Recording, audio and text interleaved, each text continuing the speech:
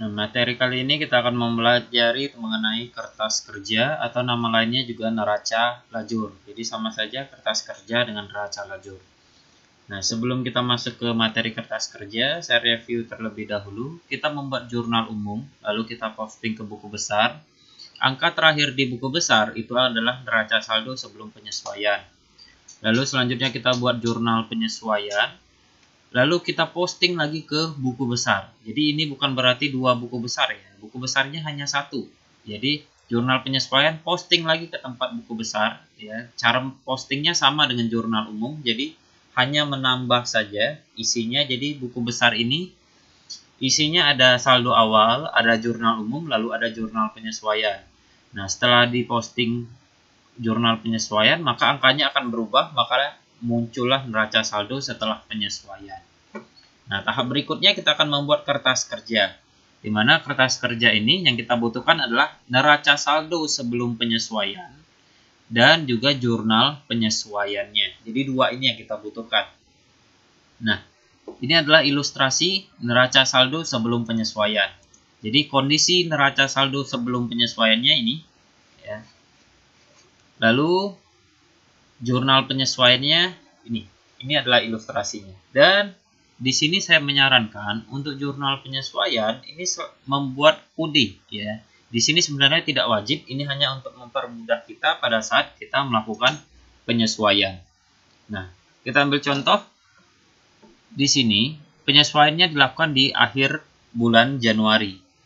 Maka dari itulah di sini kalau jurnal penyesuaian tanggalnya sama semua. Maka dari itulah kita buat kode ini jurnal A, ini jurnal B, ini jurnal C, dan seterusnya. Nah, jika sudah dibuat seperti ini, barulah kita akan membuat kertas kerja. Nah, ini adalah bentuk kertas kerjanya. Ya, saya warnai agar lebih mempermudah. Nah, bentuknya ada nama perusahaan, di sini neraca lajur atau kertas kerja dan periodenya. Lalu ada nomor akun, nama akun, di sini ada neraca saldo, debit, kredit, dan seterusnya. Nah, di sini ada neraca saldo disesuaikan, kadang-kadang namanya beda. Ada yang tertulis neraca saldo setelah disesuaikan, kadang ditulis juga NSSP, kadang juga saldo setelah disesuaikan, dan lain sebagainya. Jadi namanya bisa berbeda-beda. Ya, setiap referensi kadang-kadang memiliki nama yang berbeda. Tetapi pada intinya ada tulisan disesuaikan atau setelah penyesuaian. Nah, sekarang kita akan memasukkan angka-angkanya. Pertama, kita akan memasukkan nomor akun dan nama akun. Patokannya, pertama-tama, patokan kita adalah neraca saldo sebelum penyesuaian. Nah, ini adalah neraca saldo sebelum penyesuaian. Tinggal kita isi, kita masukkan kode dan nama akunnya. Di sini kita isi satu persatu. Kode akun 111 itu adalah kas, kita masukkan kas. Dan langsung kita masukkan di neraca saldo angkanya. Di sini debit, berarti posisinya jadi debit. Lalu masukkan akun berikutnya 112 piutang nilainya 0. Ya. Kita masukkan nilainya 0. Lalu akun berikutnya perlengkapan. Kita masukkan posisinya sama. Jadi tinggal memindahkan saja. Debit masukkan di debit, kredit masukkan di kredit. Maka hasil akhirnya akan tampak seperti ini.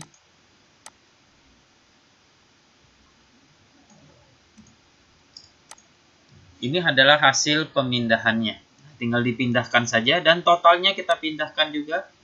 Ditotalkan, maka letaknya ada di sini. Nah, jadi ini adalah neraca saldo sebelum penyesuaian. Nah, sekarang kita akan masukkan jurnal penyesuaiannya. Nah, di sini ada jurnal penyesuaian.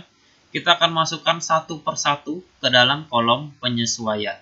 Jadi untuk neraca saldo sudah selesai. Kita masuk ke kolom jurnal penyesuaiannya. Nah, ini adalah jurnal yang pertama.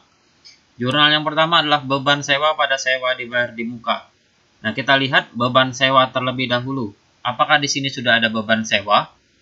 Nah, belum ada ya, baru beban gaji. Maka kita buat baris baru di sini. Kita masukkan 512 beban sewa. Dan karena ini penyesuaian, maka letakkan di kolom penyesuaian. Kita kasih beban sewa, ini jurnal A, makanya di sini kita isi A. Maka dari itulah ini untuk mempermudah kita, karena kalau kita berpatokan di tanggal, tanggalnya sama semua. Beban sewanya 1 juta ditulis. Lalu sewa dibayar di muka, di kredit, ya kita cari lagi ada nggak akunnya.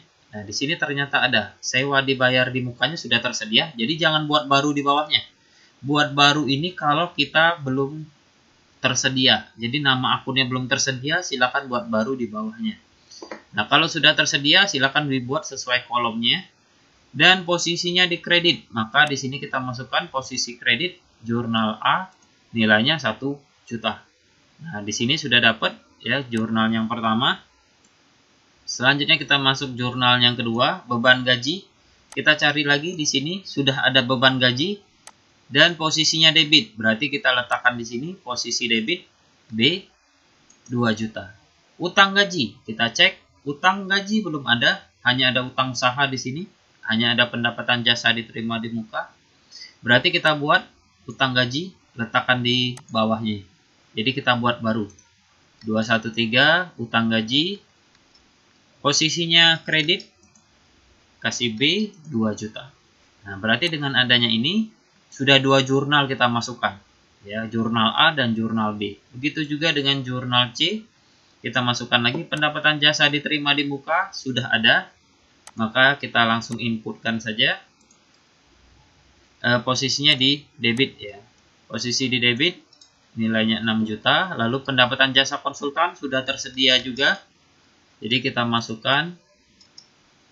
Nah, di sini kita masukkan C nilainya 6 juta.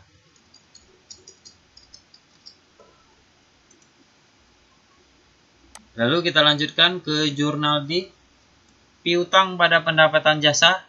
Piutangnya kita masukkan posisinya di debit. Nah, sekarang ada pendapatan jasa konsultan. Nah, di sini kita lihat pendapatan jasa konsultan sudah kita isi. Ya, C ini 6 juta. Tetapi ini jurnal yang D. Nah, kita lihat di sini posisinya kredit dan di sini posisinya kredit. Jadi sama-sama kredit. Berarti kredit 6 juta, lalu datang lagi 2.500.000 posisinya kredit. Berarti akan menambah kreditnya. Makanya di sini kita buat juga D. Di sini totalnya 6 juta ditambah 2.500.000. Kembali lagi ini ditambah karena sama-sama kredit. Kalau dia berlawanan, misalkan di sini kredit, di sini debit, berarti saling mengurangi. Jadi 6 juta ditambah 2.500.000 dapatnya 8.500.000. Nah, makanya di sini kita akan tahu kenapa 8.500.000 ini hasil penjumlahan C dan D. Jadi jurnal C dan D karena nama akunnya sama. Berikutnya jurnal E, beban penyusutan peralatan tidak ada di sini. Ya, akumulasi juga tidak ada, berarti kita masukkan semua ke sini. Nah, hasil masukan sudah dimasukkan, hasilnya jadi seperti ini. Dan kita totalkan. Hasil totalnya harus balance ya, karena yang kita masukkan itu semuanya balance. Jurnalnya balance, maka di sini akan balance, harus sama. Nah, kalau sudah dibahas neraca saldo dan penyesuaian, kita akan masuk ke neraca saldo disesuaikan. Nah, cara membuatnya, hasil dari neraca saldo ini ditambahkan ke penyesuaian, maka dapatlah neraca saldo disesuaikan. Kalau sama-sama debit, di sini debit, maka akan saling menambah. Kalau di sini kredit, maka akan saling menambah, posisinya kredit. Kalau berlawanan, dia akan saling mengurangi. Nah, langsung saja kita lihat contohnya. Kas kalau kita lihat neraca saldonya 46 juta, penyesuaiannya tidak ada. Kalau tidak ada, anggap saja nilainya 0 di sini. Berarti 46 juta ditambah 0, dapatlah 46 juta. Jadi tetap nilainya. Piutang 0 ditambah 2.500.000, dapatnya 2.500.000. Perlengkapan kantor 500.000 ditambah penyesuaian 0, berarti tetap 500.000. Nah, sewa dibayar di muka. Di sini debit, di sini kredit, berlawanan. Ya. Kalau berlawanan, anggap saja saling mengurangi. Ya, anggap saja musuhan. 12 juta di debit, musuhnya 1 juta di kredit. Tentunya menang yang debit karena nilainya lebih besar. Maka dari itulah, karena saling mengurangi akan tersisa 11 juta, dan posisi yang paling besar ada di debit, maka akan tersisa 11 juta di sini. Jadi saling mengurangi. Kalau di sini debit, di sini kredit, maka akan saling mengurangi. Berikutnya peralatan kantor, debit, di sini 0, maka nilainya tetap 10 juta.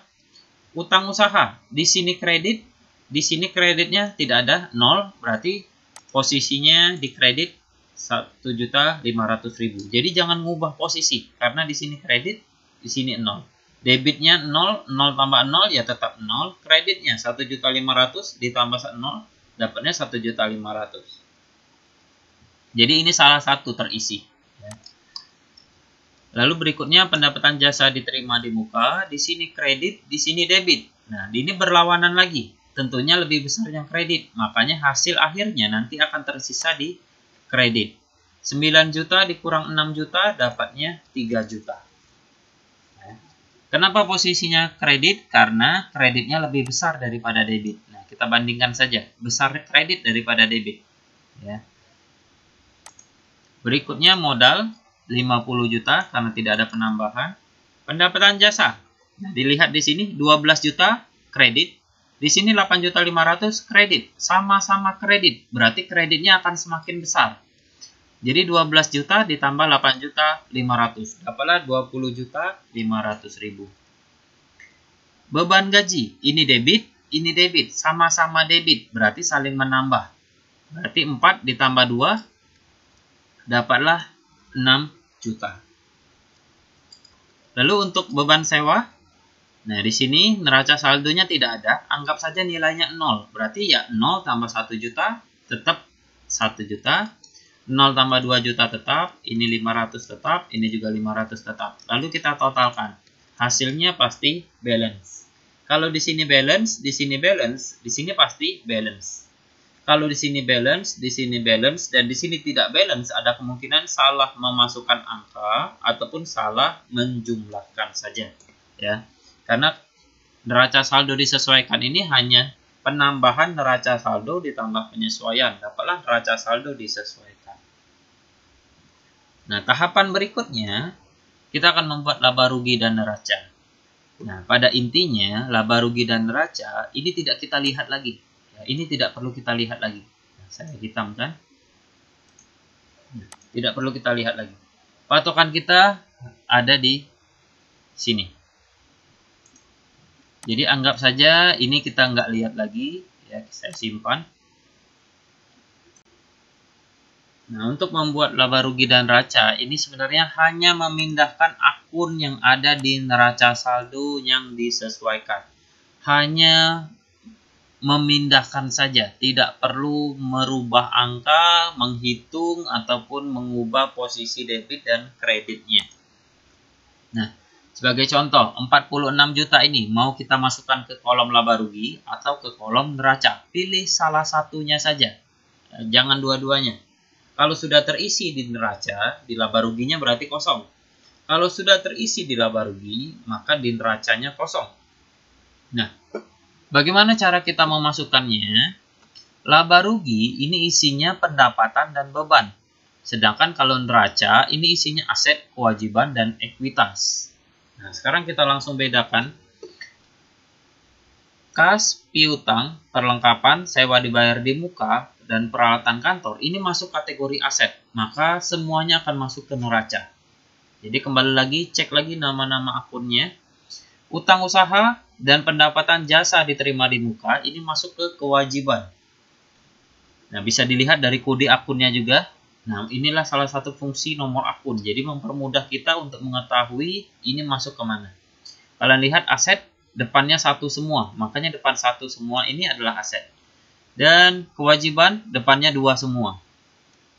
Nah, ini juga masuk aset kewajiban ya karena angkanya 2. Modal angkanya 3 berarti sudah beda lagi, masuk ke ekuitas. Pendapatan jasa ini masuk akun pendapatan, ini akan masuk ke laba rugi. Beban akan masuk ke laba rugi. Dan di sini saya tekankan, hati-hati dengan ada embel-embel diterima di muka. Walaupun nama depannya pendapatan, ini adalah hutang. Ya, kalau ada embel-embel diterima di muka.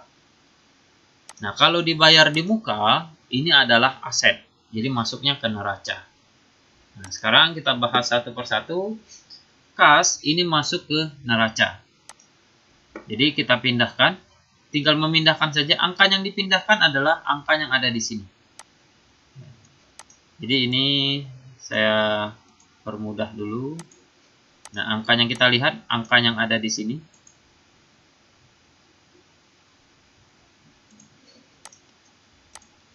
46 juta ini adalah kas. Kas itu masuk ke neraca. Lalu piutang adalah neraca. Perlengkapan adalah neraca. Sewa dibayar di muka adalah neraca. Peralatan adalah neraca.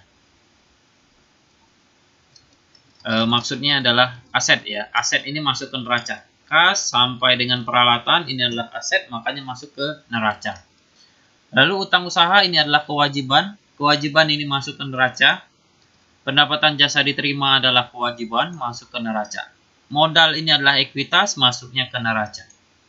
Pendapatan jasa konsultan. Nah, ini masuknya ke laba rugi.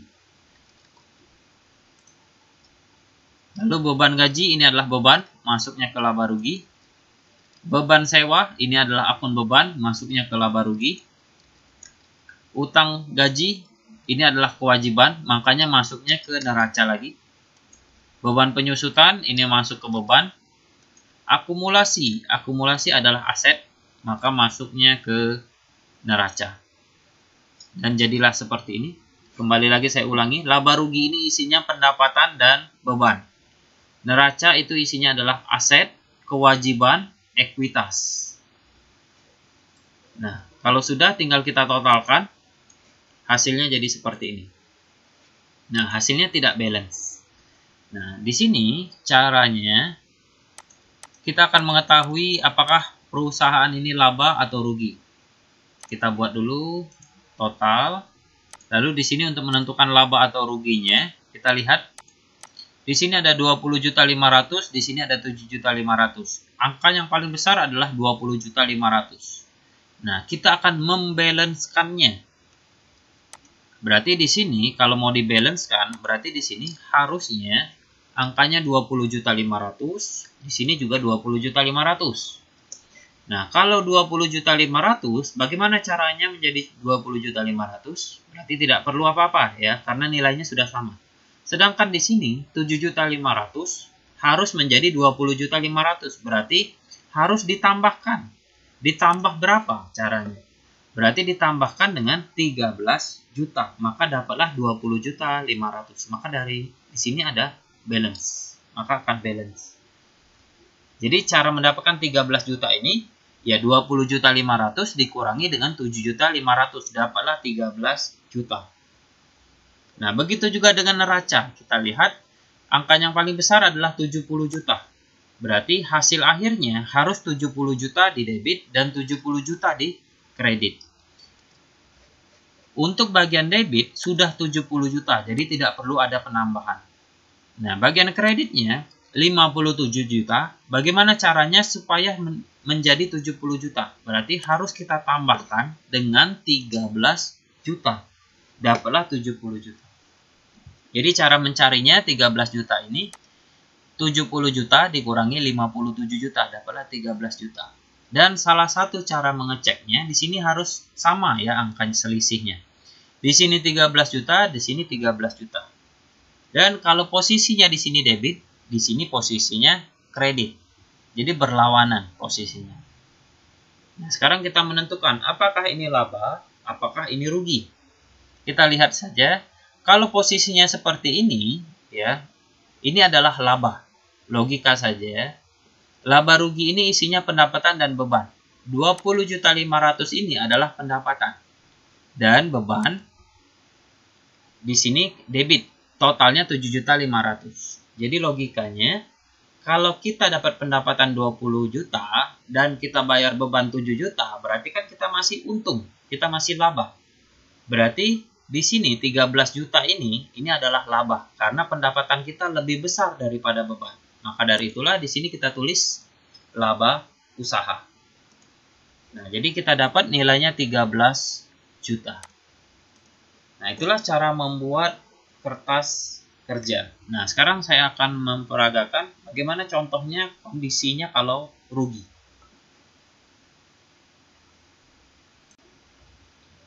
Nah, kita lihat ini adalah ilustrasinya dan bagian sini adalah laba yang sudah kita buat tadi. Ya, kondisinya seperti ini. Nah, sekarang kita lihat kalau rugi bentuknya seperti ini, ya. Kalau laba dia di sini debit, di sini kredit. Kalau rugi kondisinya ini contohnya, ya, dengan angka yang berbeda. Posisi selisihnya ada di sini. Di sini kredit, di sini di debit. Nah, ini adalah kolom laba rugi. Di sini adalah kolom neraca. Jadi ini bedanya. Kalau kondisinya seperti ini laba, kondisi seperti ini rugi. Jadi cara mengingatnya, anggap saja kalau mereka berjauhan, ya ini kan berjauhan, ini kondisinya laba. Kalau mereka berdekatan, ini kondisinya rugi. Nah, sedikit untuk mempermudah menghafal, ya. Anggap saja ada pria, ada wanita yang belum menikah. Kalau dia berjauhan, itu laba, bagus, ya. Kalau dia berdekatan, berarti rugi, karena kan belum menikah, nggak boleh berdekatan. Nah, maka dari itulah, itu cara mempermudah kalian untuk mengingatnya. Jadi yang lebih bagus, ya harusnya berjauhan. Makanya itu laba. Itu saja untuk pembuatan kertas kerja. Jadi ini adalah contoh pembuatan kertas kerjanya. Selanjutnya kita akan lanjutkan ke pembuatan laporan keuangan. Itu saja, sekian dan terima kasih.